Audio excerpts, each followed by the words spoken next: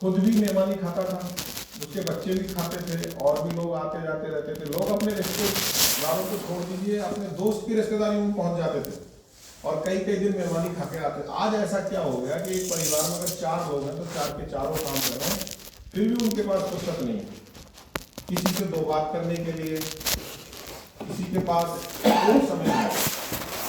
तो इसके बारे में हम बता रहे हैं। देखिए, एक ये नोट होता है हमारे पास, सबके पास होता है।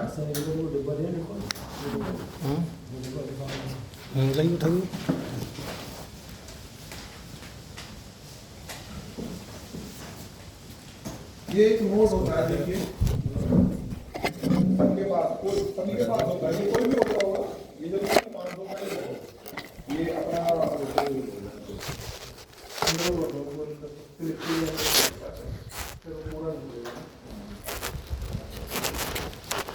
तो ये जो नोट है, ये ऐसा ये कोई सा भी नोट हो, ऐसे के नोट होते हैं। यहाँ पर इसमें एक चीज आती है लिखी हुई, ये गवर्नर का वचन होता है कि मैं धारक को जितने भी रुपए का ये नोट होता है उतने रुपए अदा करने का वचन देता हूँ। ये बात सबको पता होगी और सबने पढ़ी होगी। अच्छा, अब सोचने वाली बात ये है कि जब हमें आलू खरीदना है तो दुकान पर हम आलू लेने गए, मान लो हमने 2 किलो आलू खरीद लिए 20 रुपए, उसको 20 रुपए दिए और 2 किलो आलू ले लिए। अब आलू देने वाला उस आलू की थैली में एक पर्ची तो नहीं डालता होगा कि साहब मैं तुम्हें 2 किलो आलू देने का वचन देता हूं। वो सब्जी थी, हमने पैसा दिया और ले लिया, बात खत्म, ना उनका कुछ लेना है ना देना है। तो जब हमारा ये रुपया है और हमें मिल गया तो गवर्नर को यहां पर वचन देने की क्या जरूरत पड़ गई? भाई अगर यही रुपया है तो वचन देने का मतलब ही क्या है? रुपया दे दिया, रुपया है, रुपया दे दिया, बात खत्म।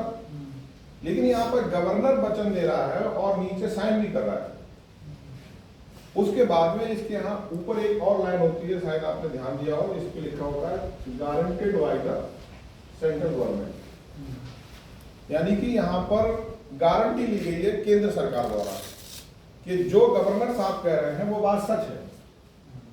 हम आपको ये रुपया देंगे, इसकी गारंटी हम लेते हैं। अगर गवर्नर साहब नहीं देंगे तो हमारी गारंटी है। इसका मतलब ये है कि ये जो हम रुपया समझ के चला रहे हैं ये रुपया नहीं है, बस सारा खेल यहीं पे है, ये रुपया नहीं है, वचन पत्र है। ये सिर्फ एक प्रोमिसरी नोट है, या इसको बोलते हैं वचन पत्र। गवर्नर का वचन पत्र है ये। यहां पर ये इसने गवर्नर ने विश्वास दिलाया है कि आप विश्वास हमारा करो कि हमने ये जो नोट दिया इसके बदले में हम तुमको रुपया देंगे। तो रुपया क्या है? रुपया तो ये नहीं है। रुपया वो चीज है जो ये बोल रहा है, कह रहा है कि रुपया जो आपको दिया जाएगा हम धारक को वचन देते हैं। वो जो देने की बात कर रहा है वो चीज रुपया है, ये रुपया नहीं है। तो इसके बारे में जब जांच की गई, पता चला, तो एक चीज निकल के आई, हम लोगों ने आरटीआई डाली। मतलब हम लोगों से मतलब यह है कि हमारे संगठन के लोगों ने, पुराने लोगों ने आरटीआई डाली। तो आरटीआई में एक चीज निकल के आई, वो देखिए, ये है भारतीय रिजर्व बैंक। ये आरटीआई नंबर पड़ा हुआ है। ये जिस बंदे का नाम था उसका नाम हमने छुपा दिया है क्योंकि हर जगह लगाने पड़ते हैं पेपर। ये देखिए लिखा हुआ है, how many standard value of 1 rupee at present time, यानी 1 रुपए का मानक स्टैंडर्ड क्या है वर्तमान समय में। तो यहां पर इन्होंने लिख कर दिया 0.77 ग्राम गोल्ड इन 24 कैरेट। अब आप समझ रहे इसका मतलब कि हमारे 1 रुपए का जो मानक स्टैंडर्ड है वो 777 मिलीग्राम सोना शुद्ध सोना है। वो तो एक वचन दिया कि अगर वापस करोगे नोट तो हम इतनी चीज देंगे। हाँ। अब ये जो नोट है जो हम लिए घूमते हैं रुपया समझ के, ये उस एक वचन पत्र है। गवर्नर ने कहा है कि अगर आप इसको नोट को धारण किए हो, अगर आप इसको जमा करोगे तो आपको इसके बदले में हम रुपया दे देंगे। और रुपया क्या है? वो ये, जैसे कि हर चीज का एक मानक स्टैंडर्ड होता है, जैसे मीटर का है, दूरी का है, तो दूरी का नापने का मीटर होता है, 100 सेंटीमीटर होते हैं। तो मानक का जो एक नियम होता है, सैद्धांतिक नियम होता है, किसी भी चीज का मानक हम चेंज नहीं कर सकते। जैसे मीटर है, उसमें 100 सेंटीमीटर अब से 100 साल पहले भी नापे जाते थे, आज भी नापे जाते हैं। तो रुपए के अंदर जो कीमत दी हुई है कि 777 मिलीग्राम गोल्ड शुद्ध 24 कैरेट वाला, वो उस समय भी था और आज भी है। हमारा असली रुपया वो है जो 1 रुपए में हमें 777 मिलीग्राम सोना मिलना चाहिए। अगर नहीं मिलता तो समझ लीजिए कि वो आपका नोट नकली है, फर्जी है, वो आपका असली नोट नहीं है।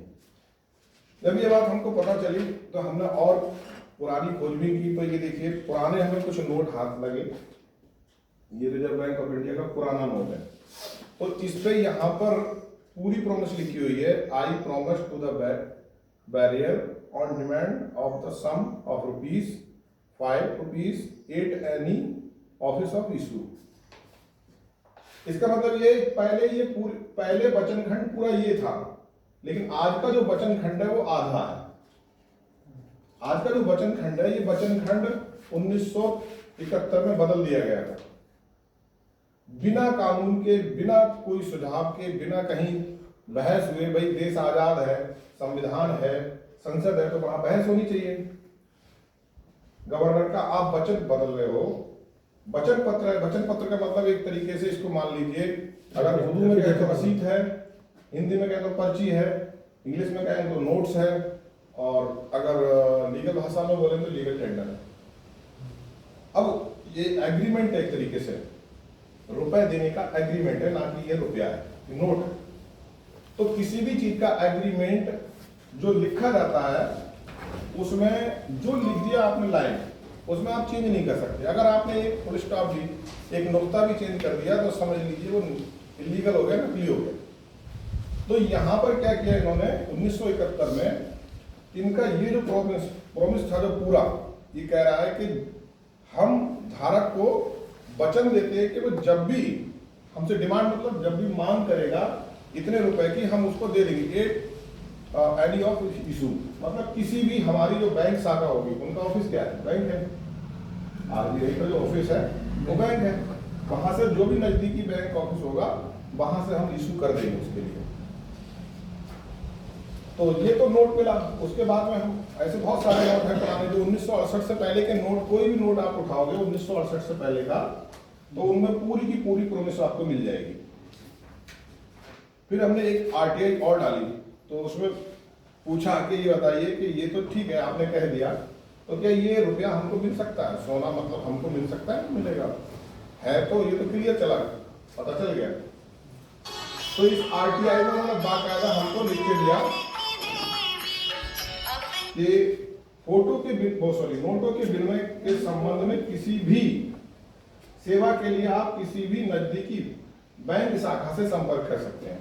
विनिमय का मतलब होता है बदल कर लेना, यानी अगर आपको सोना चाहिए तो आप नोट से जमा करिए किसी भी नजदीकी बैंक में जाके, और उनसे अपना मांगिए नोट, 80 रुपया मांगिए, वो आपको देंगे कहीं से भी। तो इन्होंने आरटीआई में लिख के दिया। यही चीज हमने जब गूगल पर तलाश की तो गूगल पे भी हमें ये चीज मिली। इसको बोलते हैं हम न्यूनतम आरक्षित प्रणाली, MRS के उद्देश्य। इसमें भी उन्होंने साफ साफ लिखा है कि हाँ, गवर्नमेंट ने जो प्रॉमिस किया है जनता से कि वो इस नोट के बदले में रुपया देंगे, राशि देंगे, तो वो देंगे। यहाँ तक तो हमको पता चल गया। अब बात आती है कि भाई हमने सोचा ठीक है, ये तो ठीक है, सोना देंगे, लेकिन क्या आपको जो नोट चल रहे हैं, करेंसी चल रही है, कागज चल रहा है, गिनती का भी तो चल रहा है, सिक्का भी तो चल रहा है, क्या उसमें कोई चीज असली है? तो उसके बारे में फिर आरटीआई जब डाली तो आरटीआई में लिख के उन्होंने साफ साफ दिया। यहाँ पर देखिए, आप पढ़ सकते हैं, ये सीधी लाइन एक बार मैं सोच रहा हूँ आप पढ़ कर सुनाओ। नीचे वाला ना, इसको पैराग्राफ पूरा भारतीय है। हाँ। भारतीय सिक्का निर्माण अधिनियम 1906 की धारा 4, 11 और 12 के लोड को ध्यान में रखते हुए सोने और चांदी के सिक्कों पर दिनांक 10/3/1940 के बाद जारी चांदी के सिक्कों को छोड़कर सिक्का संशोधन अधिनियम 1947 की धारा 5 के तहत कानूनी रूप से वैध मुद्रा नहीं रहेगा। इसका मतलब ये कह रहा है सीधा सा कि भाई 1947 के बाद में चांदी के रुपए को छोड़ के बाकी कोई भी मुद्रा जो है वो असली नहीं है, केवल चांदी का सिक्का ही असली है। ये आरटीआई है मतलब। हाँ, ये आरटीआई है, वित्त मंत्रालय का जवाब है। देखो मुद्रा विभाग, ये तो फिर सही चीज है। ठीक है, बिना आरटीआई का तो कोई सबूत ही नहीं। फिर मैंने अपने नाम से आरटीआई लगाई। मेरा एक केस चल रहा था, मतलब बैंक वाले कह रहे थे कि तुम पर बहुत ज्यादा लोन हो गया है, हम ताला लगाएंगे तुम्हारे मकान को। हमारे मकान पर तुम लगाओगे, तुम्हारी हिम्मत, लगाओ। तो हमने आरटीआई मैंने अपने नाम से डाली। मेरा नाम भागीरथ है। हमने पूछा ये बताओ जो आप हमसे ब्याज लेते हो वो ब्याज छपता है कहीं?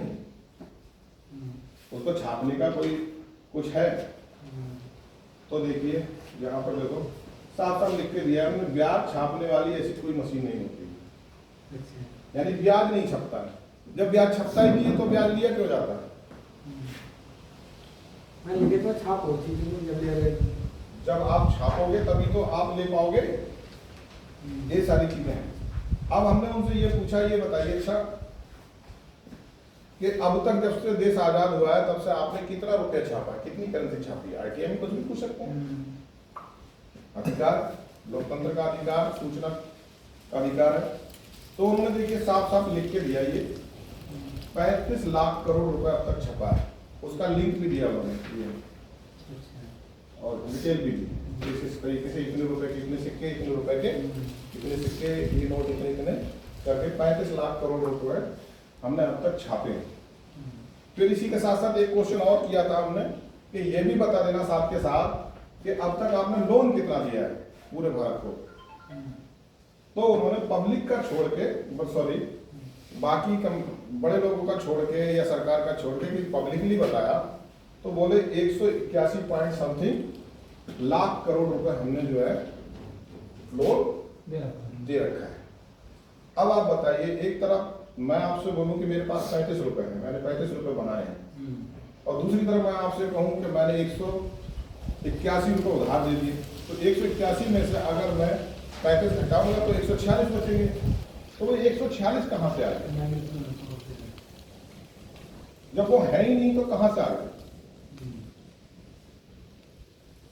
अच्छा, ये मानक स्टैंडर्ड बना कैसे था, इसके बारे में थोड़ा सा बताना।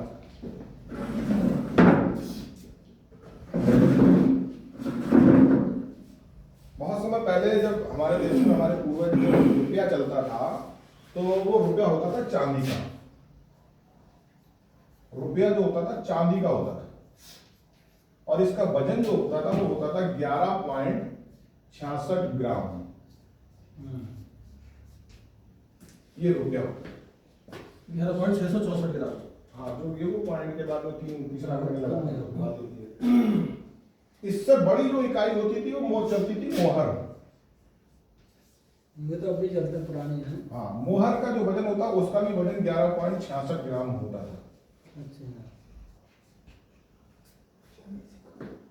हाँ, चांदी सिक्का वो वही चीज है। ये सोने की होती थी, सोने की मोहर होती थी। सोने की मोहर होती थी और इस पे जो वजन होता था इसका 11.66 ग्राम होता था। उस समय नियम ये था कि हम जब 15 रुपए देते थे, 15 रुपए बराबर एक मोहर। उस समय ये चलता था, यानी कि एक मोहर खरीदने के लिए 15 रुपए की जरूरत पड़ती थी। अच्छा।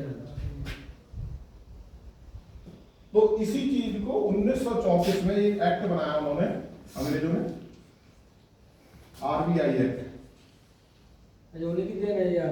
आरबीआई एक्ट बनाया और इस चीज को उन्होंने कानूनी जामा पहना दिया। और आरबीआई, पुलिस, कोर्ट, अंग्रेजों के बना के तो पुराने कानून नहीं, आजादी से पहले के। ये 15 रुपए बराबर एक मोहर को उन्होंने कानूनी जमा पहना लिया और उन्होंने कहा कि अब इसके अनुसार ही स्टैंडर्ड हमने फिक्स कर दिया है, ये मानक हमने फिक्स कर दिया है, इसको कोई चेंज नहीं कर सकता। उसके कानून भी बनाए, अगर कोई चेंज करेगा तो उसको आजीवन कारावास होगा और उसको दंड भी पड़ सकता है, बहुत कुछ। तो अगर हम एक मोहर को अगर डिवाइड करते हैं 15 रुपए से, 15 से, और एक मोहर कितने की होती है? सोने की वजन कितना होता है? 11.66 ग्राम। इसको अगर हम इससे काटते हैं तो हमारा आता है 0.4। अच्छा, जब मानक उस समय बना था, हाँ। 15 रुपए बराबर एक मोहर, ये उन्होंने बताया 1934 में। अच्छा, अगर इतना सोना लेगो तो इतना रुपए देंगे, हैं? हाँ, 15 रुपए। आज का नियम ये है, अगर कोई भी इनकम टैक्स अधिकारी किसी के घर पर छापा मारता है, मान लो मेरे घर पर छापा मार दिया, आपके घर पर छापा मार दिया, तो वो क्या लिखेगा? अगर मान लो उसके घर पे 2 मोहर मिल जाए सोने की, यानी कि 11 दूनी 22, 23 पॉइंट कुछ हो गया ना, 1.26 कर लो, जो भी कर लो, ये ग्राम गोल्ड मिला। इन दो अच्छा, मोहर, ये चीज लिखेगा ना? नहीं, ये मिला मान लो। तो इनकम टैक्स अधिकारी क्या लिखेगा? इनकम टैक्स अधिकारी क्या करता है, वो कभी भी इतने ग्राम सोना नहीं लिखेगा अपने कागजों में, जमा तो कर लेगा वो और खजाने में जमा कर देगा, लेकिन वो अपने यहाँ क्या लिखेगा, क्योंकि एक मोहर मिलती है कितने में? 15 रुपए में, तो वो अपने यहाँ क्या लिखेगा कि 30 रुपए में, 30 रुपए मिले। कितने रुपए दे दो ना? ठीक है। इसके पीछे एक लॉजिक होता है ना, सीक्रेट होता है। इसका कारण ये होता है कि अब वो केस चला, मान लो मेरे घर पे मिला, अब वो केस लंबे चलते हैं, मैं मर गया, मेरा लड़का है, वो लड़ता रहा केस, वो भी बुढ़ा हो गया, उसके टाइम में भी केस फाइनल नहीं हुआ, उसका बच्चा आया, उसके टाइम में भी केस चल रहा है, उस समय जाके मान लो वो जीत गया केस। अब जज क्या कहेगा? जज कहेगा इनकम टैक्स अधिकारी को, भाई साहब इनकी फाइल निकालो, देखो क्या क्या मिला है, और जो इनका मिला था वो सारा का सारा इन्हें वापस करो, इनके बाप दादा का है तुम नहीं रख सकते।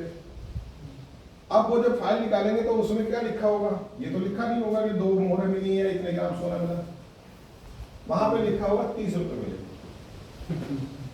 तो हमको रुपए उसको कौन से मिलेंगे? जो कागज के अक्षर में। अब उन कागज के 30 रुपए से क्या कर लेगा बंदा? 250 ग्राम पकौड़े मिलेंगे, इससे ज्यादा कुछ नहीं।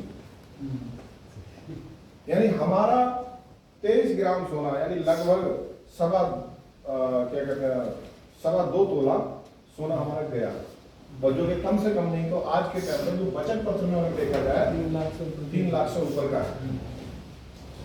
तो इस तरीके से इन लोगों ने गबन किया है, आरबीआई वालों ने इस तरीके से गबन किया है। क्या किया उन्होंने? जैसे कि पहले हमारे दादा परदादा के टाइम पे जो पैसा चलता था, रुपया चलता था, वो सोना चांदी का चलता था, यानी कि इतने ग्राम गोल्ड मिलता ही था। वो चांदी का सोने का रुपया जब लेके बरेली या दिल्ली हम लोग दूर दूर जाते थे तो रास्ते में राहदनी कर लेते थे लोग।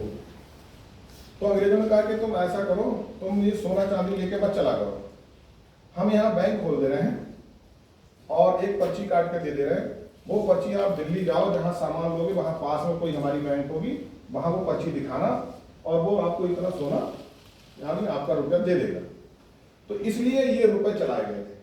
लेकिन होने क्या लगा, जब आदमी दिल्ली पहुंचता था तो सोचता था यार मुझे सामान यहाँ लेना आनंद विहार, और क्या कहते हैं बैंक है सीबीगंज में या दूर आगे है, तो इतनी दूर कैसे जाऊंगा तो पूरा दिन लग जाएगा, मुझे वापस भी जाना है। तो उन्होंने लाला को बोले, लाला जी ऐसा है, सामान दे दो और ये पर्ची तो बैंक की मोहर लगी हुई है, आप इस पर्ची को रख लो और जब बाद में आपको जरूरत पड़ेगी बैंक से निकाल लेना, रुपया अपना ले लेना। तो ऐसे ही क्या होने लगा, धीरे धीरे उस चीज को लोग ट्रांसफर करने लगे। लाला ने अपने पास ऐसे दिन भर में पर्ची इकट्ठी की, उसको बड़ा दूसरी जगह से माल लेना था, और दूसरी जगह गया तो उन्होंने भी वहां पर पर्ची देखी, वो भी बैंक में नहीं गए। तो उन्होंने कहा तो हिंदुस्तानी का दिमाग तो बड़ा अजीब है, अपना सोना मांग ही नहीं रहे, अपना रुपया मांग ही नहीं रहे, खाली नोट में ही रुपया समझ रहे हैं, नोट से ही काम, खाली कागज से काम चला रहे हैं। तो जब नोट से ही काम चल रहा है, पर्ची मतलब विश्वास दो ना, पर्ची पहले हाँ। पर्ची चल रही है। वो तो वेरीफाई है, पर्ची चल रही है।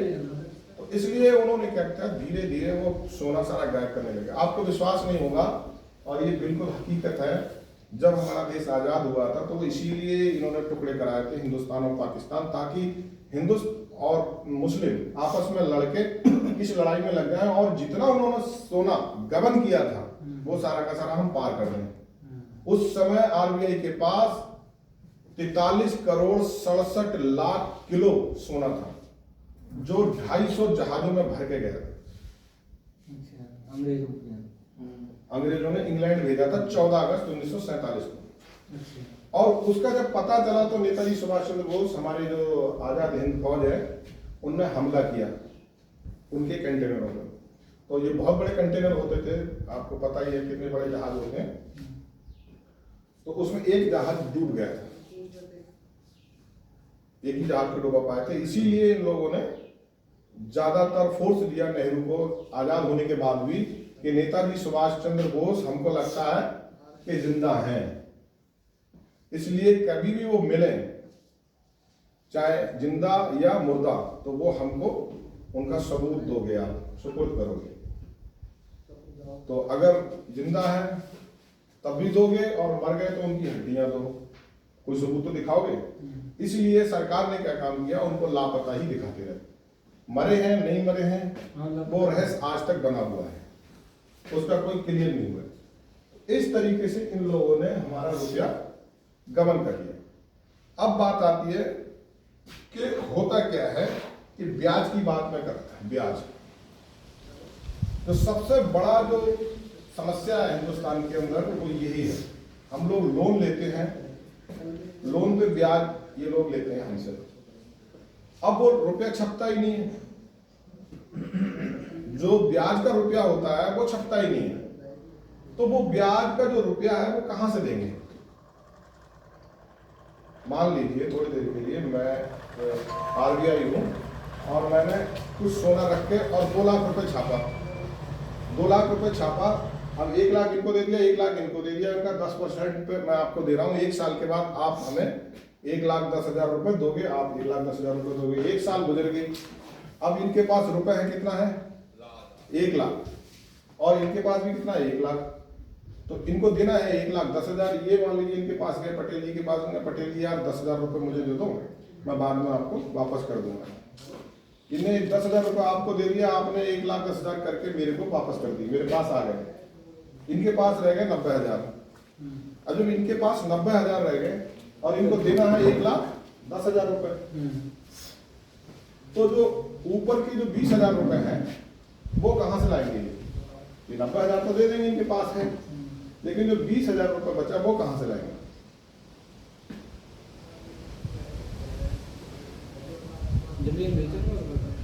जमीन भी बेचकर कैसे लाएंगे, या तो थर्ड पार्टी को दे जमीन। वैसे तो बेच नहीं सकते, करेंसी तो है नहीं, इंडिया की करेंसी नहीं, विदेश की करेंसी लेनी पड़ेगी, फिर उससे चुकाना पड़ेगा। तो आदमी के पास 2 ही रास्ता बचता है, या जमीन बेचे या फिर जान दे दे। वही हमारे देश में हो रहा है। 34 लाख करोड़ रुपए की करेंसी है। अब तक देश में जो भारत सरकार ने सोना रखा है आरबीआई के पास में, तो वो रखा है 800 टन। 800 टन सोना का देखा जाए तो लगभग में 5 लाख करोड़ रुपए छप सकता है, लेकिन उन्होंने छापा कितना है, 35 लाख करोड़ रुपए, यानी सीधे सीधे 30 लाख करोड़ रुपए एक्स्ट्रा छपा हुआ है। चलो उसको भी मान लो कि वो चल रहा है, कम से कम सर्कुलर में है, लेकिन ऊपर का जो 146 लाख करोड़ रुपए है वो कहां से आएगा। जो ब्याज का तुमने बनाया वो तो तुम हवा में बना लो, हवा ही है।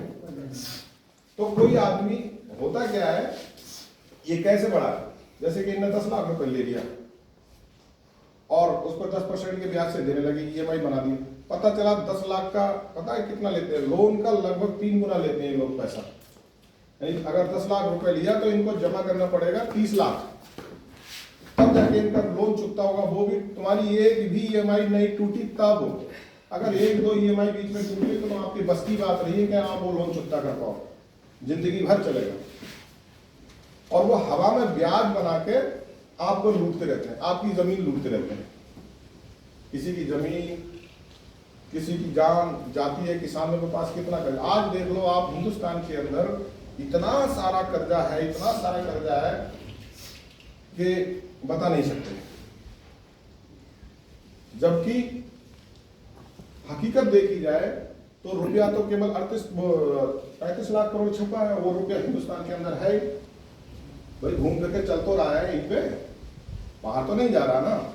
आरबीआई ने बनाया है तो इंडिया में ही चल रहा है वो।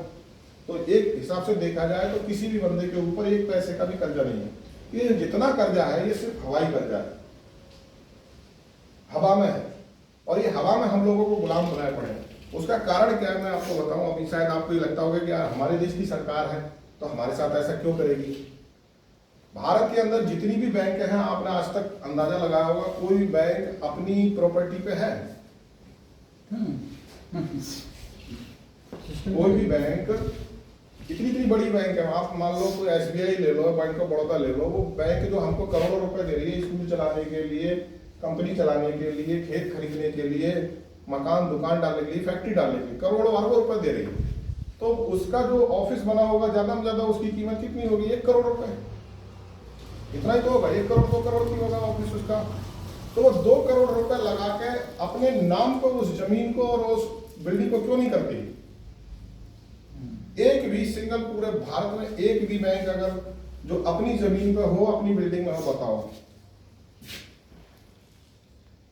सब लीजिए का सारी लिमिटेड, एटीएम तक नहीं है उनके। अगर एक एटीएम भी अगर वो लगाते हैं तो वो भी किराए पे लेके ही लगाते हैं। ये देखिए, ये है हमारा मोहर, ईस्ट इंडिया कंपनी लिखा हुआ है। कभी गूगल पर सर्च करोगे ईस्ट इंडिया कंपनी की मोहर, तो उस मोहर पे ये लोगो आएगा बना हुआ। ये ईस्ट इंडिया कंपनी का लोगो है, सॉरी मोहर का लोगो है, ईस्ट इंडिया कंपनी का नहीं है। ईस्ट इंडिया कंपनी जो मोहर चलाती थी उसका लोगो है ये। और ये हमारी आरबीआई का लोगो है। किसी के पास अगर नोट हो तो आप चेक करिए, यही लोगो है। हाँ, नोट में लोगो तो नीचे वाला है अपना, है ना। इसमें कितना अंतर है? 19-20 का अंतर है लगभग। सेम इसी लोगो, चीज बना दो। हाँ सेम वही लोगो उन्होंने उठा के यहाँ पे चिपका दिया। इसका मतलब आप समझ रहे हो? इसका मतलब ये है कि ये जो ईस्ट इंडिया कंपनी है वास्तव में यही आरबीआई है। ईस्ट इंडिया कंपनी इंडिया से गई नहीं है, उसने केवल पावर ऑफ ट्रांसफर किए। उस समय क्या होते थे, वो लठ लेके खुद खड़े होते थे काम करवाने के लिए। अब उन्होंने एक सिस्टम बना दिया बैंक के जरिए कि आप उनको लोन दो और ब्याज लो ईएमआई के रूप में, और वो ईएमआई जो होगी, ईएमआई का जो डर होगा वो लठ का काम करेगा। आदमी पूरे दिन लगा रहता है, सोचता है यार 30 के 30 दिन काम करूंगा तब जाके मेरी 10,000 की ईएमआई जाएगी। अगर मैंने 2 छुट्टी भी कर दी तो ईएमआई में कम पड़ जाएंगे, फिर दिक्कत होगी। इसलिए जो समय नहीं है उसका मेन कारण ये है, आदमी अपनी ईएमआई पूरी करने के लिए लोन की किस्त चुकाने के चक्कर में आदमी लगा पड़ा, भूत बना पड़ा। और वो जबरदस्ती में, मतलब एक तरीके से हवाई कर्जा जो है ही नहीं, हकीकत में है ही नहीं, वो हम लोगों के ऊपर डाल रखा है उन्होंने।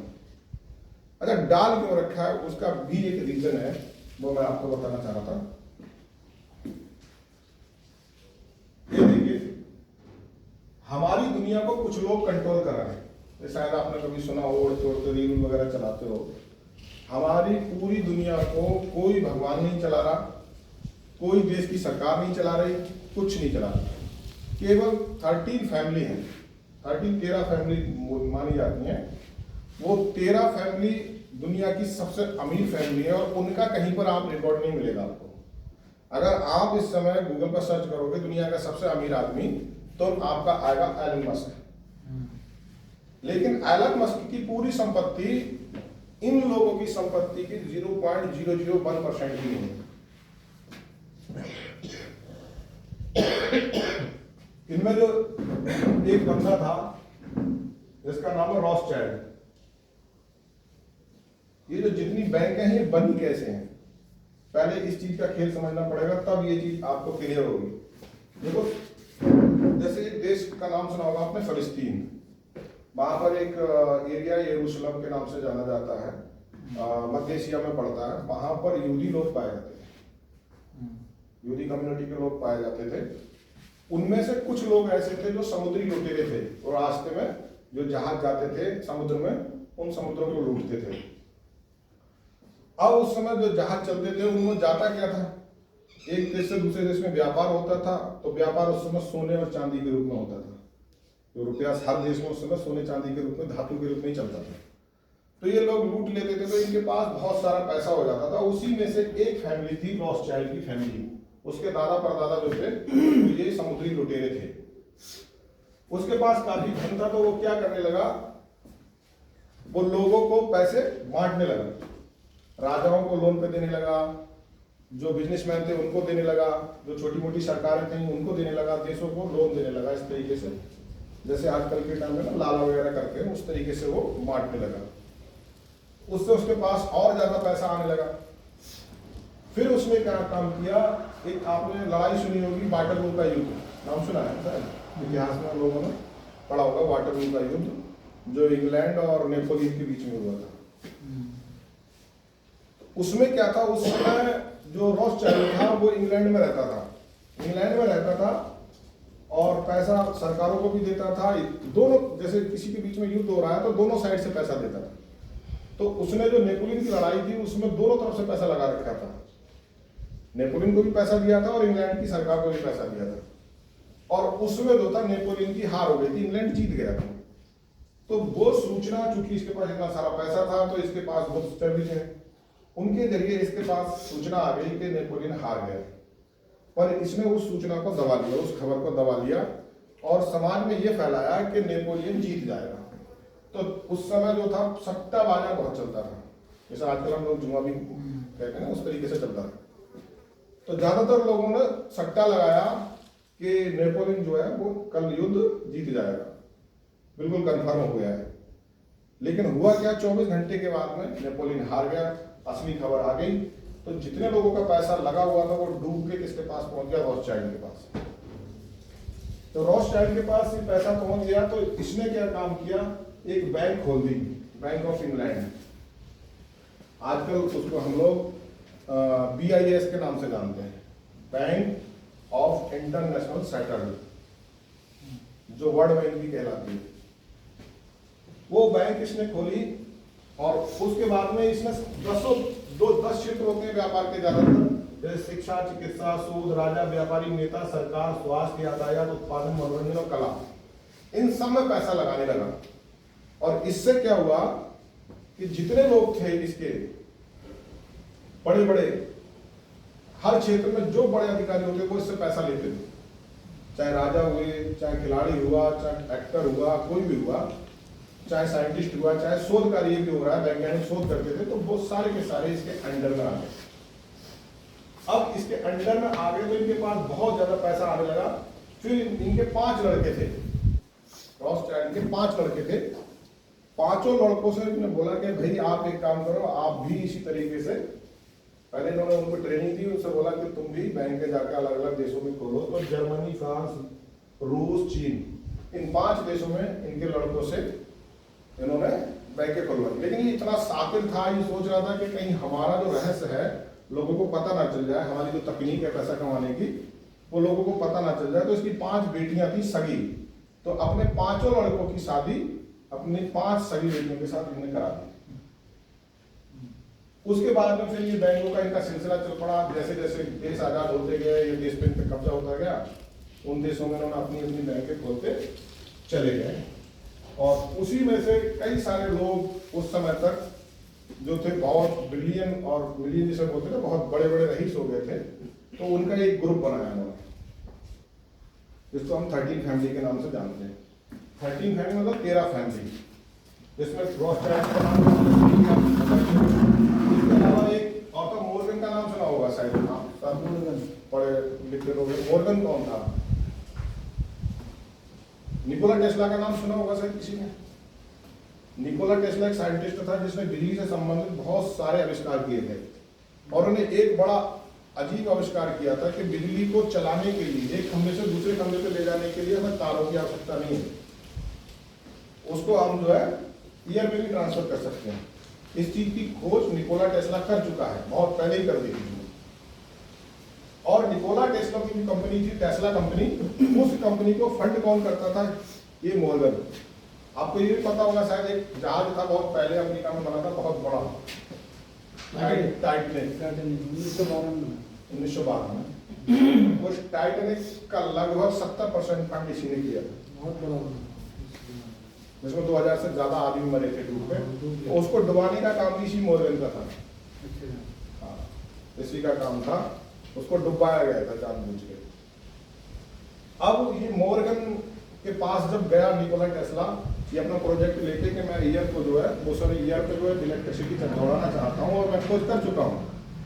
तो मॉर्गन ने कहा भाई एक बात ठीक है, लेकिन इसमें हम मीटर कहाँ लगाएंगे, इससे क्या हम पैसे कमा सकते हैं? बोले नहीं, मैं तो इसलिए आविष्कार कर रहा हूँ कि समाज का भला हो, सबको बिजली जो है बहुत सस्ते दामों में या फ्री में मिल जाए, जहाँ पर बिजली नहीं पहुँच रही है वहाँ तक पहुँच जाए। लोग पहाड़ पे हैं, बहुत खड्डे में रह रहे हैं, वहाँ तक तार लगाना, खंभे लगाना बड़ा मुश्किल होगा, उन तक पहुँच जाए। तो वो लोग कहाँ से, वो तो बेचारे वैसे ही गरीब हैं, कहाँ से पैसा दे देंगे? तो उन्होंने क्या काम कहा, वहाँ तो कुछ नहीं कहा, लेकिन ऊपर से आदेश कर दिया कि आज के बाद जो निकोला टेस्ला की कंपनी है टेस्ला, उस कंपनी को कोई भी फंड नहीं देगा, और उसका जो आगे का प्रोजेक्ट था वो वहां का वहीं कैंसिल हो गया। तो ये मॉर्गन साहब बोल के। उसके बाद रॉकफेलर। आज के टाइम में आप ये समझ लो, जितनी दवाइयां बन रही हैं, जितना खाद बन रहा है, जितना पेट्रोलियम निकल रहा है, जितना भी एलपीजी निकल रहा है, जितने और प्रोडक्ट हैं बहुत सारे, जितने शिक्षा है, जितना स्वास्थ्य है, इन सब पर जितनी कंपनियां काम कर रही हैं, उन सारी कंपनियों को अगर कोई फंड देता है तो वो ये देता है, रॉकफेलर, एक बंदा। इसके बाद में इससे बहुत छोटा है एक कंपनी है जिसका नाम है ब्लैक रॉक, उसके मालिक का नाम मैं भूल गया हूँ। ब्लैक रॉक एक कंपनी है, कभी भी पढ़ना उसमें पूछना उसकी संपत्ति कितनी है। हमारा भारत लगभग छठा या चौथा पांचवा स्थान रखता है, बहुत बड़ा है, संपत्ति भी काफी है। पूरे भारत की जितनी संपत्ति है उससे 7 गुना ज्यादा संपत्ति सिर्फ इस कंपनी की है, 7 गुना ज्यादा। आप बता सकते हो कि ब्लैक रॉक जो कंपनी है उसका एसेट इतना है, तो बाकी के ऊपर वाले इनका क्या है? बिल गेट्स का नाम भी सुना होगा, माइक्रोसॉफ्ट कंपनी जिसने बनाई है। आजकल जो बच्चे कंप्यूटर चला रहे हैं उस पर जो ज़्यादातर लोग एक्सेल वगैरह बहुत सारी चीज़ें हैं, लैंग्वेज गूगल वगैरह ये सब चलाते हो, ये सारा का सारा इन्होंने डेवलप किया है। और ये लोग बहुत कुछ, जैसे कि आपको शायद पता नहीं हो कि जैसे कोरोना है, कोरोना आया नहीं था, इन महाशय की दिन थी, इन्होंने डेवलप किया था लैब में। नोटबंदी जो हमारे देश में हुई थी वो इनकी देन थी, बिल गेट्स साहब की। जो वैक्सीन हमारे यहाँ लगी है वो वैक्सीन भी इन्हीं की देन है। और आजकल ट्रायल चल रहा है, कौन सी वैक्सीन? एचपीवी वैक्सीन जो लगा रहे हैं लड़कियों को, 14 साल की उम्र तक को लड़कियों को, ताकि उनको सर्वाइकल कैंसर ना हो, तो वो भी इन्हीं की देन है। और अभी आपने देखा होगा थोड़े दिन पहले, लगभग 8-10 दिन पहले अभी एक बारिश हुई थी, सुना था आपने? वो बारिश वो नेचुरल नहीं थी, बारिश तो देखी है, सुनी कहा कहीं कम हुई थी, कहीं ज्यादा हुई थी। वो बारिश भी नहीं महाशय ने कराई थी। ये एक प्रोजेक्ट चला रहे हैं इस समय पूरी दुनिया में कि हम धरती को एसी बनाना चाहते हैं। जो गर्मी पड़ती है तो उसके लिए हमें क्या करना है कि ऊपर इसके वायुमंडल में एक बादलों की एक परत बनानी है। हाफ टेक्नोलॉजी, हाँ, वो हाफ टेक्नोलॉजी तो है ही, उसके अंदर आती है ये टेक्नोलॉजी।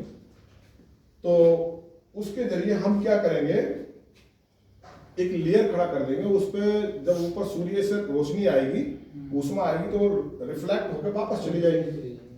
तो उससे क्या होगा, लगभग 2 से 3 डिग्री टेम्परेचर पृथ्वी का कम हो जाएगा। और 2 से 3 डिग्री टेम्परेचर कम होने का मतलब है कि बहुत बड़ा यहाँ पर असर पड़ेगा ठंडा होगा। उसके लिए ये लोग बादल बनाते हैं। अभी आपने शायद देखा हो, वीडियो वगैरह भी देखे होंगे, नहीं देखे हो तो हमारे जब ग्रुप से जुड़ोगे तो उस पर सारे लाइव वीडियो हम लोग भेज देंगे, पता चलेगा आपको। ये जितनी फसलें बेकार हुई हैं, इनका जो है क्या है, सीधे सीधे अमेरिका में एक सेनेटर ने बोल दिया कि इंडिया जो है हमारे लिए एक लैबोरेटरी है। भारत जितने भी आजकल एक्सपेरिमेंट हो रहे हैं, पहले वो एक्सपेरिमेंट साउथ अफ्रीका में होते थे, आज के टाइम पे वो कंडीशन इंडिया की कर दी गई। इंडिया के अंदर वो एक्सपेरिमेंट ये लोग करते हैं, तो लैबोरेटरी बना रखी है हमने। अब इसकी परमिशन कौन देता है, कैसे देता है, वो तो राम जाने। ये चीजें हैं इन लोगों की। बहुत बहुत खतरनाक टेक्नोलॉजी आ चुकी है। हमारा देश सिर्फ इसलिए बचा हुआ है तो इनके पास युद्ध करने की 3-4 चीजें हैं। हार्ड टेक्नोलॉजी उसके अंदर आती है। एक सबसे बड़ा चीज होता है, सब युद्ध जो इनकी बात नहीं मानता है तो वो ये उस पर परमाणु बम भी छोड़ सकते हैं। इंडिया पे भी किसी भी जो छोटा देश हो तो ये परमाणु बम किन पे नहीं छोड़ सकते। जैसे हार्ड टेक्नोलॉजी की बात कर रहा हूं मैं, ये रखिए इधर के नीचे। जो ये चाहते हैं कि पूरी दुनिया के जितने भी नेता हैं वो हमारे कंट्रोल में रहे और हमारे अनुसार काम करें। और उसके लिए इन्होंने देखो कई सारे वो बना भी रखे हैं। ये देखिए इन्होंने एक बना रखा है WHO, नाम सुना होगा आपने। WE world economy forum, world bank है, संयुक्त राष्ट्र संघ है, UN। ये सारे जो संगठन जो बने हुए हैं ये मत समझिए कि हमारे भलाई के लिए। ये सारे के सारे इनके अंदर जितने भी एजेंट बैठे हुए हैं, जितने भी लोग काम कर रहे हैं टॉप लेवल पे, वो सारे के सारे इन्हीं 13 फैमिली के गुलाम हैं। एजेंट के रूप में ये लोग काम कर रहे हैं, ये सारा सब कुछ। और जब ये लोग बैठे हुए हैं तो जाहिर सी बात है यहाँ पर जो भी पॉलिसियां बनेंगी वो ऐसी बनेगी जो गरीब आदमी को तो भला नहीं कर सकते। वो अपना ही भला करेंगे, बिजनेसमैनों के लिए भला करेंगे। ये चीज है। और जो देश इनकी बात नहीं मानता है, जो देश इनकी बात नहीं मानता है, ये उस पर या तो प्रतिबंध लगा देते हैं UN के जरिए, वर्ल्ड बैंक के जरिए उसको पैसा नहीं देंगे, उसको रोक लगा देंगे, WEF के जरिए उसकी इकोनॉमी पावर को इतना कमजोर कर देंगे बेकार हो जाए। और बहुत सारे काम कर सकते हैं। एक नाटो भी बना रखा है, नाटो नाम सुना होगा। तो ये ज्यादातर युद्ध करते हैं। तो एक तो इनके पास ही रास्ता है, अगर इनकी बात कोई नहीं मानता तो ये कर देंगे परमाणु युद्ध।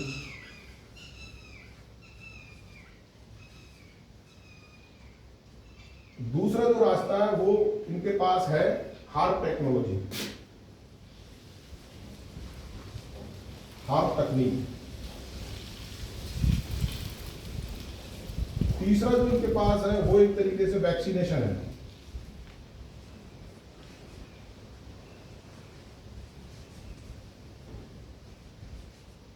वैक्सीन वगैरह, दवाइयां वगैरह जो आजकल लगाते हैं लोग, वो ऐसे नहीं लगाते, उसके पीछे बहुत बड़ा रीजन है। हार्ड टेक्नोलॉजी के अंदर देखिए कई सारी चीजें होती हैं। ये इससे भूकंप करा सकते हैं, बारिश करा सकते हैं, बाढ़ ला सकते हैं, और ऊष्मा बहुत ज्यादा हाइट मतलब कर सकते हैं, और तुम्हारा एक तरीके से धरती को ठंडा कर सकते हैं, सुनामी ला सकते हैं, बहुत सारी चीजें हैं। सूखा भी ला सकते हैं, बाढ़ भी ला सकते हैं। ये सब कुछ जो होता है हार्ड टेक्नोलॉजी का एक तरीके से भाग है।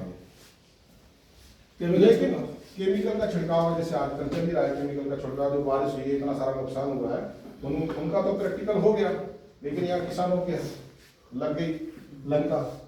परमाणु युद्ध जो है वो इतना आसान नहीं होता है। कुछ देश ऐसे हैं जो सेफ हैं, जिनके ऊपर ये हमला नहीं कर सकते। वो कौन से देश हैं? वो देश हैं जिनके पास परमाणु ऊर्जा है, परमाणु बम है। इसमें इंडिया प्रमुख है। वो जो भला हो हमारे अब्दुल कलाम जी का या उस समय की जो सरकारें थी उनका, कि उन्होंने परमाणु परीक्षण कर लिया, तो ये सीधे सीधे हम पे हमला नहीं कर सकते, क्योंकि इनको पता है कि इनके पास भी परमाणु बम है, अगर ये मारेंगे हम मारेंगे तो ये भी मार सकते हैं। दूसरा हार्ड टेक्नोलॉजी का यूज ये कर रहे हैं और करते रहेंगे, लेकिन हार्ड टेक्नोलॉजी का इस्तेमाल ये तभी कर सकते हैं जब इनके कंट्रोल में उस देश के राजनेता हों। क्योंकि अगर कोई राजनेता अपने वायुमंडल में प्रवेश न करने की इजाजत नहीं देगा, या अपनी यहाँ पर सुनामी लाने की या अपने यहाँ भूकंप कराने की अनुमति नहीं देगा, तो ये नहीं करा सकते, क्योंकि इसके लिए इनको मैनुअल करना पड़ता है। तीसरी चीज होती है वैक्सीनेशन। ये जो वैक्सीनेशन है ये नेताओं से मिलकर भी कर सकते हैं और अदृश्य रूप से भी कर सकते हैं। अदृश्य रूप से ऐसे कर सकते हैं, इनके पास ऐसी टेक्नोलॉजी है।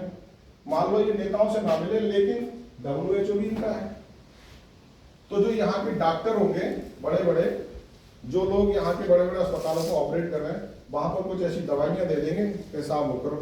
अभी इन महाशय ने, जिसका नाम मैंने लिया था बिल गेट्स, इन महोदय ने एक रोबोटिक मच्छर बना रखा है, सुना होगा शायद आपने।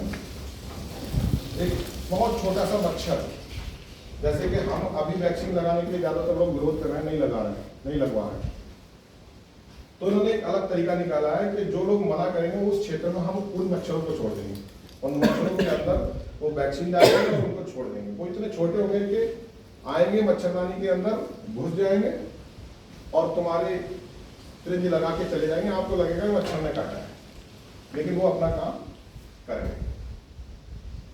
ये चीजें हैं, बहुत सारी चीजें हैं। मतलब बीमारी फैला रहे हैं, बीमारी फैला भी सकते हैं, वो उसी की दवाइयां भी बनाते हैं, व्यापार भी करते हैं उसी चीजों से। ये सारा काम इन लोगों का करने का है। इस तरीके से ये दुनिया को कंट्रोल कर रहे हैं और एक तरीके से हमारा देश भी ट्रैप में फंसा हुआ है। हमारे देश के नेता जो है, बड़े सीनियर नेता है हमारे, मोदी जी, प्रधानमंत्री जी, अभी 2 साल में जब से ट्रंप दोबारा से राष्ट्रपति बना है तब से वो उनको गाली दे रहा है, लेकिन साहब एक बार भी उसके खिलाफ नहीं बोले। उसका कारण क्या है? उसका कारण ये है कि उनकी कोई ना कोई रग इनके पास दबी हुई है, और ये ऐसे लोग हैं, ये दबा के रखते हैं। एपस्टीन फाइल उसका एक प्रमुख उदाहरण है, आपको पता ही है। तो ये सारी चीजें हैं।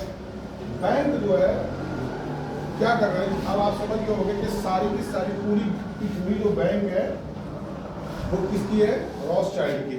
रॉथस्चाइल्ड इंग्लैंड का है, उसके अंदर में सारी बैंकें हैं, और वो अपने पूरा देश जो एक तरीके से जितना भी पैसा हमारा ब्याज के रूप में जा रहा है वो ज्यादातर इसके पास जा रहा है, सरकार के पास नहीं जा रहा। सरकार के पास अगर जाता तो उसे टैक्स लेने की क्या जरूरत होती? भाई अगर उनको रोड बनवाना होता तो बैंक से जो ब्याज का जो पैसा आता उनके पास में, उसी से रोड बनवा देते, हमसे टैक्स क्यों लेते? बैंक सरकार की है ना प्राइवेट। अब कारण क्या है सरकार के पास पैसा क्यों नहीं जा रहा है? क्योंकि बैंक भारत की नहीं है। उसको नाम दिया गया है 1971 में, इंदिरा गांधी ने प्रयास किया था कि बैंकों को नेशनलाइज किया जाए, और किया भी था उन्होंने, लेकिन वो काम पूरा नहीं हुआ। पूरा होने से पहले ही 1984 में उनको टपका दिया, और ये चीज वहीं की वहीं दब गई। आज भी ये बैंकें जो है वो प्राइवेट हैं। आरबीआई को हम लोग ज्यादातर सरकारी समझते हैं। मद्रास हाई कोर्ट के अंदर किसी ने एक केस किया, पूछा कि जो आरबीआई है वो सरकारी है। उसने साफ साफ लिख के दिया हिंदुस्तान के अंदर कोई भी बैंक सरकारी नहीं है। आरबीआई तो छोड़ दो, आरबीआई के जो अधिकारी हैं वो भी सरकारी नहीं। तो हमारी जो गाड़ी कमाई है, जो हम लोग कमाते हैं, मेहनत करते हैं 12-12 घंटे, उसका सारा पैसा जो है ब्याज के रूप में इन तक जा रहा है,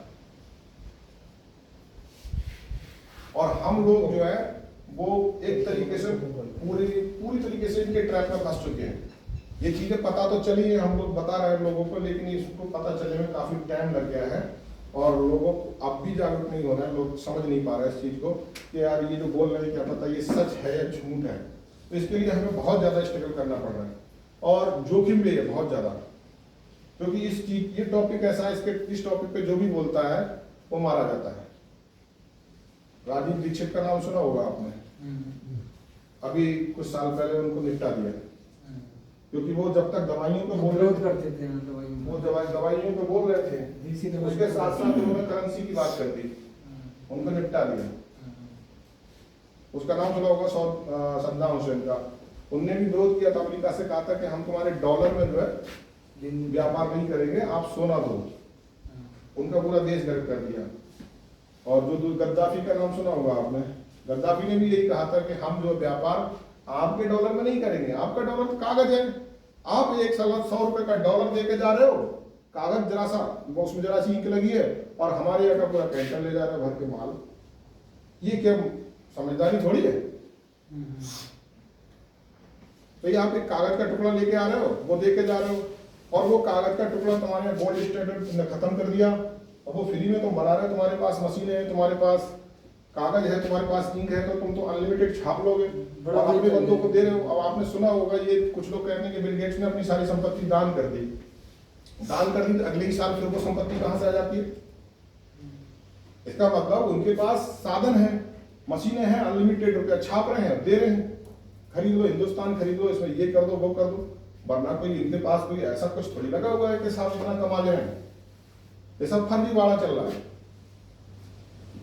ये कोई भी पैसा हमारे देश के खजाने में नहीं जा रहा है। देश को जो सरकारों को जो काम करना होता है वो हमारे टैक्सों से करती है। बाकी जो ब्याज के रूप में जो पैसा जा रहा है ये समझ लीजिए वो सीधे सीधे हराम में जा रहा है। अभी कुछ ये बात होती हैं जो ये कहते हैं यार अगर ऐसा नहीं करेंगे तो मान लीजिए दिक्कत हो जाएगी।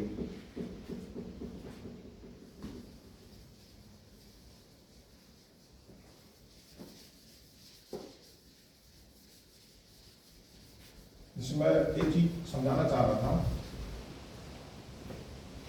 चार और मुझे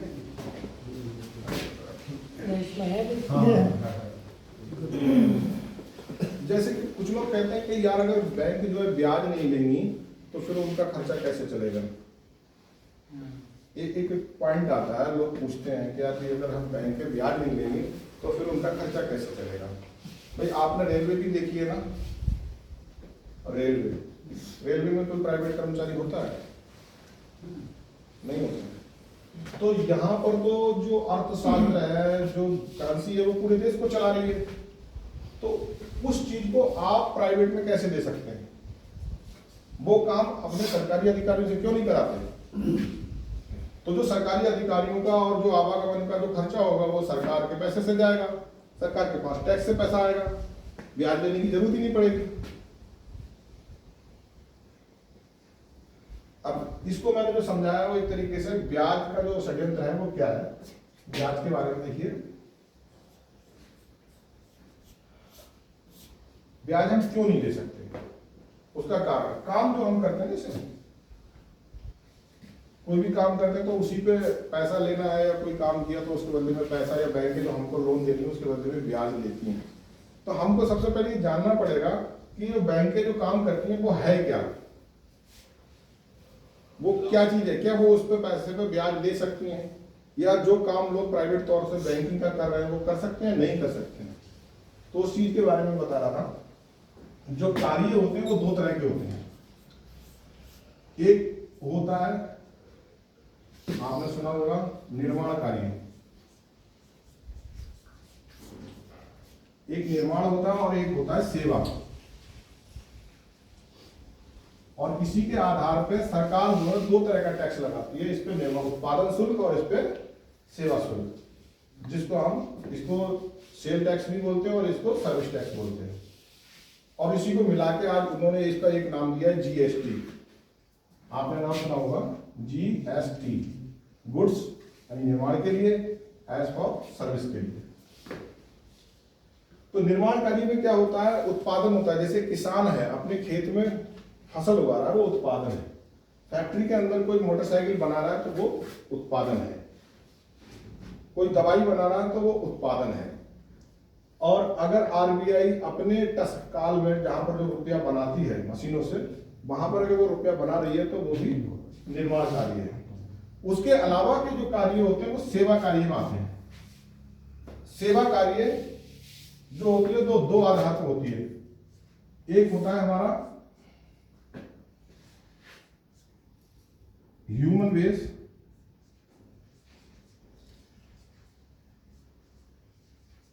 और एक होता है आइटम बेस। ह्यूमन बेस मतलब जो आदमी के लिए किए जाए, जो सेवा आदमी से संबंधित होती है वो, जैसे कि किसी को पानी पिलाना, किसी को दवा देना, किसी को पढ़ाना, किसी को यात्रा कराना, कहीं पे ले जाना, तो ये सब ह्यूमन बेस सेवा है। या उसको किसी को जैसे हम काम करा रहे हैं तो वो भी एक तरीके से ह्यूमन बेस के अंदर आएगी। ह्यूमन मतलब मैन पावर जिसे बोलते हैं। आइटम बेस भी दो तरह की होती है। ये दो तरह के, एक तो होता है जॉब वर्क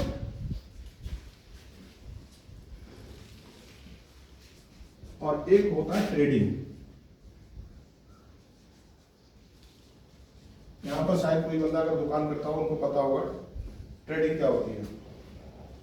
जो लोग फिनिश वर्क पे काम करते हैं, फिनिश आइटम, फिनिश मतलब जो आइटम बन चुका है, रेडी हो चुका है, उस पर जो लोग काम करते हैं वो ट्रेडिंग कहलाती है। जैसे मोटरसाइकिल की एजेंसी खोल दी, कंपनी से जाके मोटरसाइकिल परचेस करके लाया और यहाँ पर हमने लोगों को बेच दी। तो ये ट्रेडिंग कराई। जैसे परचूनी की दुकान पे जितना सामान मिलता है वो सारा का सारा ट्रेडिंग है। जितनी दुकानें हैं रोड किनारे सारी की सारी ट्रेडिंग करें। जॉब वर्क वो होता है जैसे कि मान लो कोई कंपनी बना रही है, गाड़ी बना रही है, मोटरसाइकिल बना रही है।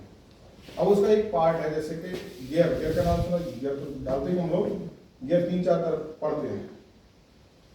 तो उसमें गियर बना रही है। गियर का क्या काम है, जैसे एक कंपनी भी 2 तरह की होती है, होल्डर जो बड़ी कंपनी होती है जो पूरा मैन्युफैक्चर करती है। उसने क्या काम किया, रॉ मटेरियल लिया, उसका गियर का ढांचा बनाया और वो बना के दूसरी कंपनी को दे दिया और उससे कहा इसके अंदर छेद कर दे, इसको साफ करके दे दे। तो वो किसी आइटम पर काम करवाने का जो सिस्टम होता है उसको हम जॉब वर्क बोलते हैं। अब इन दोनों कंडीशनों में, चाहे ट्रेडिंग हुआ चाहे जॉब वर्क हुआ, दोनों कंडीशन में हम उनकी क्वांटिटी नहीं बढ़ा सकते। इसमें तो क्वांटिटी होती नहीं, इसमें तो क्वांटिटी होती नहीं, आदमी होता है, उससे संबंधित सेवा होती है। यहाँ पर जितनी हम मान लो पेप्सी की बोतल आए उतनी तो बेच सकते हैं, उससे ज्यादा नहीं बेच सकते ना। 1000 लेके आएंगे अगर हम कंपनी से तो 1000 तो बेचेंगे। ऐसे ही जॉब वर्क यहाँ पर मान लीजिए मैं कंपनी हूँ, आप छोटी कंपनी है, तो मैंने गियर दिए 1000 या 5000 कि भाई इसमें छेद बना के दे दो गियर के अंदर। आपने आपके पास ही मशीन है तो आप वहां पर मैन्युफैक्चरिंग नहीं कर रहे हैं, आप केवल उस पर जॉब वर्क कर रहे हैं। तो आपने जो 1000 पर छेद किया उसमें से हो सकता है 2000 पीस रिजेक्शन भी हो जाता है, खराब भी हो जाते हैं, गुम सकता है। तो कम तो हो सकती है क्वांटिटी, लेकिन बढ़ नहीं सकती। यहाँ पे क्वांटिटी मात्रा जो है हम कम तो कर सकते हैं लेकिन बढ़ा नहीं सकते। वही कंडीशन रुपए में आ जाती है। आरबीआई जो है वो मैन्युफैक्चरिंग कर रहा है, मैन्युफैक्चरिंग नोट की, वो भी एक लिमिट में करता है, सोना रख के उतना करता है। अब उसने आरबीआई ने जो बैंकों को रुपया दे दिया, इसकी बैंक के बैंकिंग हो गई, छोटी बैंक के जैसे बैंक्स हो गई, एनबीएफसी हो गई, sorry NBFC non banking finance company जिसे बोलते हैं। उसके बाद समूह लोन देती है, इन सारे बाकी और छोटी छोटी बैंकों, प्राइवेट बैंक हो गई, इनको थोड़ा तो पैसा देती है। तो ये लोग तो क्या होते हैं, आरबीआई से पैसा लेके आते हैं। तो आरबीआई ने इनको पैसा दिया। बैंकिंग कार्य जब भी आप गूगल पर सर्च करोगे तो आएगा सेवा कार्य। अब सेवा कार्य तो जाहिर सी बात है इन तीनों में से एक होगा। तो ना तो वो जॉब वर्क भी नहीं है, वो ह्यूमन भी नहीं है, वो ट्रेडिंग है एक तरीके से रुपए की।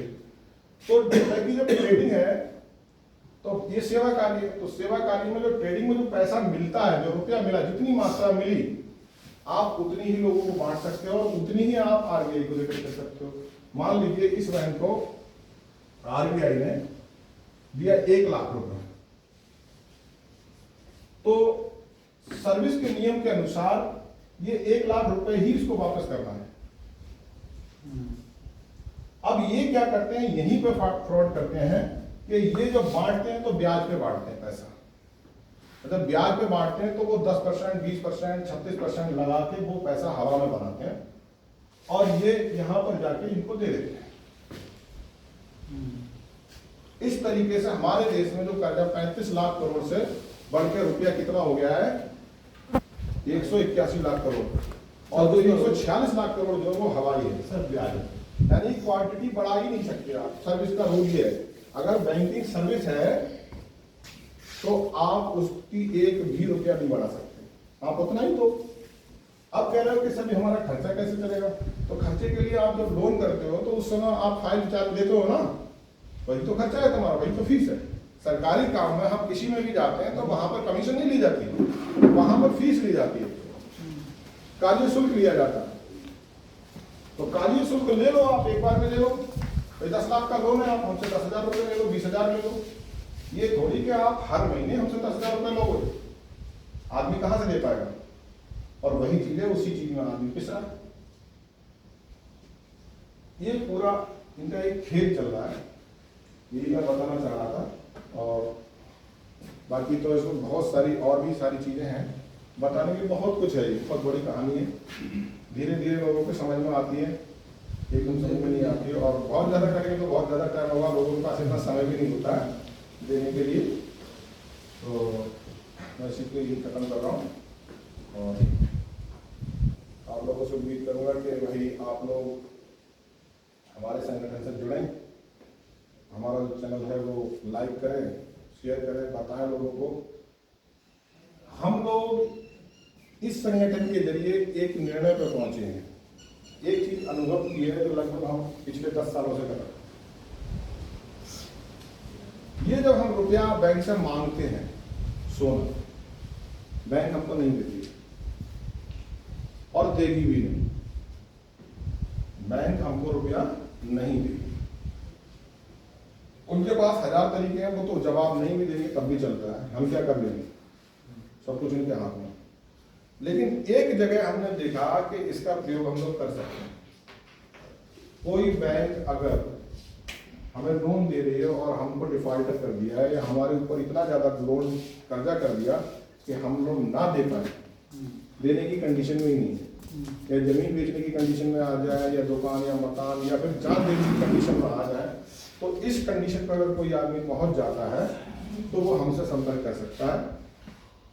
हम उसकी हर तरीके से मदद करेंगे। लड़ाई उसको भी लड़ना पड़ेगी, लेकिन इतनी श्योरिटी है कि उस बंदे को वो लोन देना नहीं पड़ेगा, चुका देगा, चुकवा देंगे। ऐसा नहीं है कि हम किसी का कहें कि माफ करा दें, माफ नहीं होता है, उसका भुगतान किया जाता है, उसका भुगतान करते हैं। लेकिन शर्त ये होती है कि वो भुगतान हमारे वैध रुपए में होता है, हम इस कागज के रुपए में नहीं करेंगे।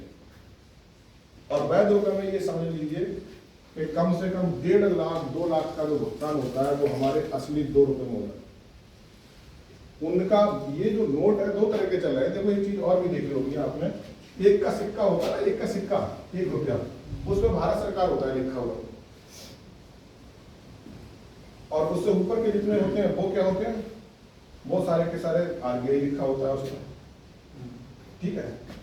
तो ये एक का जो सिक्का है वो वैध है, और जो बड़े सिक्के हैं RBI को उसमें भारत सरकार लिखने में क्या परेशानी थी, कोई दिक्कत होगी तभी तो नहीं लिख रही है। तो हम अपने वैध रुपए में देंगे। वैध रुपए का मतलब है 1 रुपए का मतलब कितना है, 777 मिलीग्राम सोना, और हमारा 1 रुपया, भारत सरकार का 1 रुपया यानी कि 777 मिलीग्राम सोने की कीमत इस समय लगभग 11 या 12 हजार या हो सकता है 13,000 बैंक नोट के बराबर। तो हम उससे करेंगे, सीधी सी बात, और हम लोग उसी से करते हैं। जितने लोगों का भी होता है कोई दिक्कत होती है उससे कराते हैं हम लोग। नहीं, मान लीजिए जैसे बैंक वाला कहने लगे कि भाई हमको आप रुपए ना देके हम आप सोना दिए, 1 रुपए का जो आपने दिखाया कि 0.776, अब वो कहने लगे भाई हमें आप अपना सोना वापस कर दो, फिर वो पार्टी कैसे देगी सोना, या वो रुपए कहाँ से लाएगी जो भारत सरकार वो सोना क्यों मांगेगी हमसे, उसने हमें रुपया दिया है, हम रुपये वापस करेंगे उसे। तो रुपया तो हम तो उसकी वो कीमत वापस हम वो अभी आप पूरी बात समझ नहीं, नहीं नहीं, नहीं, सही कर रहे हो, मैं समा बता रहा हूं। उसमें ये है ना कि हम उनसे वो कहेंगे कि आप हमको रुपया दे दो, सोना दे दो जी, तो हम उनसे ये कहेंगे कि भाई आपने जब लोन दिया था हमको तो हमें क्या दिया था, दुकान में रुपए दिया था, रुपये उन्होंने लिख के दिया है, लेकिन हमें तो कागज मिला है, नोट उसका दिया। सबूत। नोट दिया, उन्होंने हमें रुपया नहीं दिया, उन्होंने हमें कागज का टुकड़ा दिया है, और आजकल तो कागज का टुकड़ा भी नहीं दे रहे हैं, वो दे रहे CBDC जो डिजिटल कागज रुपए वापस मांगेंगे ना, अभी हमने वापस दिया हुआ हम वापस दे दो। हाँ, तो उसके लिए कानून है। हम उनसे ये कहेंगे कि आप लिख के दे दो, इतना लिख के दे दो कि जो आपने रुपया दिया है वो वैध है कि अवैध है, बस इतना लिखवाना हमसे। आप हमको ये लिख के दे दो कि आपने जो हमको रुपया दिया था, जो नोट, बैंक नोट भी है, तो क्या वो असली है कि नकली है, इतना तो लिखवा सकते हो, वो लिख के दे दो। अगर वो लिख के देता है ये असली है, तो हम कहेंगे जब तुमने हमें दिया उसके बदले में धारक के अनुसार हमें जितना रुपया सोना बनता है वो दे दे, हम तेरा वापस कर देंगे। तो नहीं करेगा। अब बात आती है कि नोट की, कि नोट हमको दे दो, नोट असली है कि नकली, तो उसका तो नोट भी नकली है, रसीद भी नकली है, और रसीद इसलिए नकली है क्योंकि उसने जो गवर्नर का वचन था वो उसने चेंज कर दिया, और किसी का एग्रीमेंट में अगर आप एक नुक्ता भी चेंज कर देंगे तो वो क्या होता है, फर्जी हो जाता है। और कानून क्या है, 230 की धारा, IPC की धारा 489, उसके अंदर धाराएं हैं 230 से लेकर 254 तक, हर धारा में करेंसी के बारे में लिखा हुआ है कि अगर कोई बंदा नकली नोट चलाता है, रखता है, छापता है, बनाता है जानबूझ के, तो उसको आजीवन कारावास है और उसको आर्थिक दंड भी है, उम्र कैद की सजा है। तो कोई बैंक जो है आपको इस चीज को लिख के दे ही नहीं सकता और ये आपका अधिकार है कि आप उससे मांगो। आरबीआई एक्ट 2019 और कंज्यूमर फोरम उपभोक्ता अधिकार नियम जो होता है 2019 ये कहता है कि अगर आप किसी से भी कोई सामान लेते हैं तो उसकी गुणवत्ता के बारे में आप पूछ सकते हैं कि वो असली है कि नकली है। तो हमें तो 2 राइट मिले, 3 राइट मिले हुए। एक तो आरटीआई से पूछ सकते हैं, एक हम कंज्यूमर फोरम के कानून से पूछ सकते हैं, एक खुद आरबीआई का एक्ट है 2019 उससे भी पूछ सकते हैं कि भाई आप हमें जो आपने रुपया दिया है वो असली है कि नकली है, बताओ। ऐसा है ना महाराज, अगर हमने आज तक आपको लूटा, अब आपके बच्चों को जानकारी हो गई तो इसका मतलब ये नहीं है अब वो लूट जाएगा हमसे। इन्होंने जो कहानी समझाई है पूरी, ये वास्तव में हकीकत है और ये हमें कहीं ना कहीं समझ में आई। अच्छा, जो बैंक वाले जो डिफाल्टर होंगे वही फंसेंगे इसमें, या कि जो बंदा वो माफ करेगा, तुम्हें शांत कर देगा, तुम चुप रहो, पोल मत खोलने दो। जैसे 10-15 साल का जो आदमी बैंक में फंसा हुआ जब है, मेरी बात सुनो, पूरा सिस्टम जब एक भ्रष्टाचार में आने लगा हुआ तो तुम्हें मारने की कोशिश करेगा। इसको बंद करो। जैसे राजीव दीक्षित जी ने सही बात बताई, उन्होंने जब स्वदेशी का प्रचार किया था तो उनको 35 साल की उम्र में गोली